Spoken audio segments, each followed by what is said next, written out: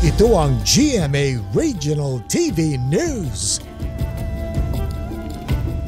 Ihahatid na ni Chris Zuniga ang mga balita ng GMA Regional TV mula po sa Luzon. Chris? Salamat, Connie. Sugatan sa pamamaril ang isang dating Sangguniang Bayan member sa Dolores Abra. Sa Bana, Ilocos Norte naman patay ang isang construction worker matapos na pagbabariling sa ulo. Balitang hatid ni Jeric Pasilyao ng GMA Regional TV.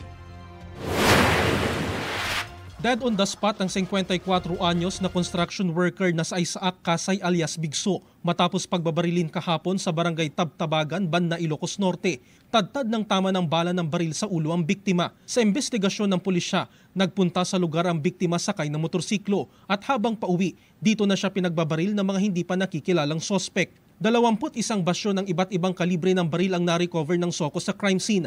Na-recover din sa bag ng biktima ang isang caliber 45. Ayon sa pulisya, dati nang nasangkot sa krimen ng biktima. Nabanggit daw sa kanyang asawa na may bumubuntot sa kanya nang maningil ito ng pautang. Sa ngayon, inaalam pa ng pulisya ang motibo sa krimen at pagkakakilanlan ng mga sospek. Sugatan naman sa pamamaril ang dating Sangguniang Bayan member na si Gregorio Castillo Sr. matapos pagbabarilin sa poblasyon Dolores Abra. Sa investigasyon ng pulisya, nasa loob ng sasakyan ng biktima at nakaparada sa tapat ng ibinebentang lupa nang tumapat sa kanya ang motorcycle riding suspect at saka siya pinagbabaril. Nagtamo ng tama ng bala ng baril sa ulo ang biktima na agad dinala sa ospital. Walang na-recover na anumang basyo ng bala sa crime scene. Iniimbestigahan pa ang pangunahing motibo at pagkakakinanlan ng mga sospek. Wala pang pahayag ang biktima na nagpapagaling ngayon sa ospital.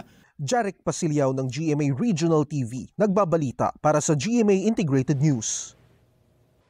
Kapuso, para sa mga maiinit na balita, mag-subscribe sa GMA Integrated News sa YouTube. Sa mga kapuso naman abroad, subaybayan nyo kami sa GMA Pinoy TV at sa www.gmanews.tv.